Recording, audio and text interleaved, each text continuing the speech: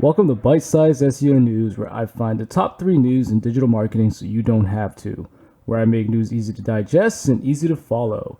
If you want to read the article, links are posted in the show notes below, so you never have to worry about FOMO. My name is Rich Young, your host. Today is Thursday, January 19th, 2022, episode 29. Coming up, fresh out of the oven are today's top 3 news you definitely don't want to miss. Story 1.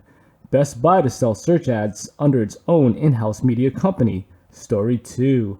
France fines Google a record $170 million for making it too difficult to opt out of cookies. Story 3. New report finds social media video now sees as much consumption time as traditional TV. If you're ready, let's get into it.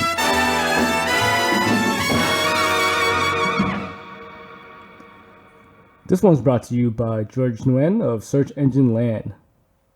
Best Buy has launched Best Buy Ads, its own in-house media company. The consumer electronics retailer announced Tuesday. Best Buy Ads offers paid search ads and sponsored product listings on Best Buy's website, among other ad offerings. Why we care? E-commerce's explosive growth over the last 2 years has been accompanied by growth in digital e-commerce advertising as well. Best Buy Ads offers a marketplace that brands can use to get their offerings in front of the customers, providing them with another Google alternative, even though it's an alternative which is much smaller, more focused audience, as well as a new channel with which to engage customers during the discovery stage. Quote, "We interact with our customers 3 billion times a year, in our stores, in their homes, and online," the company touted in the announcement. Those interactions can provide meaningful data to target customers for brands that sell products at Best Buy or simply offer complementary products. More on the news. In addition to search ads, Best Buy Ads also offers on-site and off-site display ads, on-site and off-site video ads, social ads, and in-store ads. While the company is opening up a new line of business, it's not the first major retailer to launch such an offering. Lowe's announced its One Roof Media Network in October 2021. If you'd like to get some more information, make sure to check out George's article in the show notes. For our next story, this one's brought to you by Martin Coulter of the Business Insider. French authorities have slapped Google with a record 150 million euros, around $170 million, fine after failing to make it easy enough for users to reject cookies when using its search engine. The move marks the latest blow against the tech giant in Europe, which has been repeatedly fined for breaches of EU competition law and faces investigations in different jurisdictions throughout the continent. Cookies are small data files that store information about your online activity. These files are used by companies like Google to remember you, keep you logged in between sessions, and record your preferences. However, under the Article 82 of the French Data Protection Act, users have the right to opt out from cookie tracking while online, and companies have a responsibility to allow them to do so easily. In a statement published on Thursday, French Data Protection Authority CNIL said Google's search engine and its subsidiary YouTube had not made it simple enough for French users to reject cookies, relative to how easy it was to accept them. In a second statement, CNIL revealed it had also fined Facebook's holding company, Meta, 60 million euros, or around $68 million for the same offense. The data watchdog noted that both firms made it easy to opt into cookie tracking with a single click of a button, but it's more complicated to opt out of tracking. Both companies now have 3 months to alter the way cookies operate on their platforms, or risk fines of 100,000 euros or $113,000 a day. Quote, "People trust us to respect their right to privacy and keep them safe," a Google spokesperson told Politico. "We understand our responsibility to protect that trust and are committing to further changes in active work with the CNIL in light of this decision." End quote.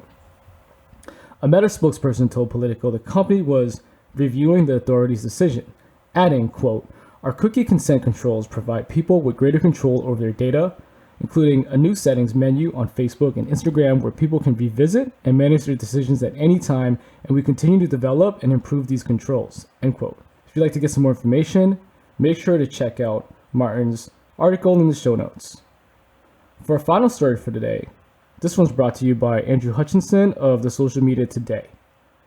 Underlining the rising influence of online content and broader media consumption, a new study conducted by the Consumer Technology Association, to be released in conjunction with the annual CES industry event, has found that US consumers now spend almost as much time streaming videos on social platforms as they do watching traditional TV.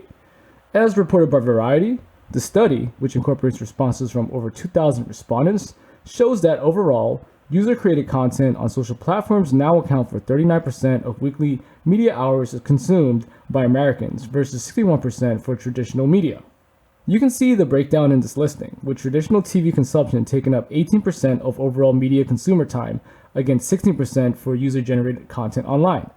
And as you would expect, that trend is even more pronounced among younger consumers. As per Variety, quote, teens 13 to 17 spend 56% of their media time with user-created content, compared with just 22% amongst consumers 55 and older, end quote. The data underlines the evolving shift away from traditional media and towards more democratized social media platforms as the key form of content consumption, which is important to note for brands, though it is also relevant to note that traditional TV and subscription-based video right now still takes up the lion's share of media consumption time. While there's clearly significant value in user-generated content and big benefits for exposure and audience building in social apps, there's also still something to be said for editorially defined content.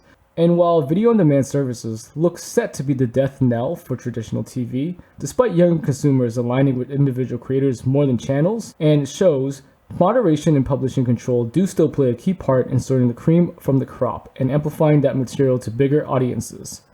That has changed, of course, over the past decade, but it's interesting to note the significant role that editorially curated content still plays in the broader media landscape.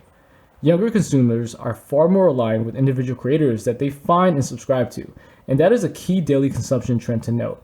But in terms of spending your media dollars right now, there remains significant value in these legacy formats that could drive strong results. In other words, don't put all your eggs in one basket, but do ensure that you're aware of the latest consumption trends, which are set to be shaken up again over the next decade as we see a new wave of metaverse native creators taking up this new stage. The CTA study also found that around 20 million creators in the US are monetizing their content in some way online, with the average income for online creators sitting at $768 per month. Quote, of revenue earned by creators, 20% is from merchandise or fan experiences, 27% is from content subscriptions, 27% is from a la carte payment for content, 16% is from tips, and 2% is from other sources, end quote. While platforms are working to add more monetization options for creators, in order to retain top stars and keep their audiences coming back for more, merch and subscription remains the top earners, with tips still a way behind. Which makes sense. While people may well like and even love certain creators, they're still not overly likely to pay for something that they can get for free. For creators, that means they need to work on your added value proposition to maximize your revenue streams, and developing products and or services that you can provide in addition to your regular content to boost your opportunities. It's an interesting report on the current state of the media landscape and the changes that have transformed the way that media distribution works to a large degree.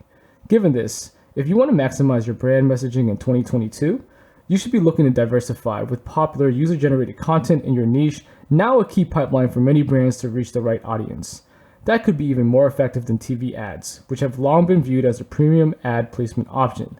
TV ads will still secure greater brand awareness in many respects, but depending on your audience, there could also be better, more valuable ways to connect. If you'd like to get some more information, make sure to check out Andrew's article in the show notes.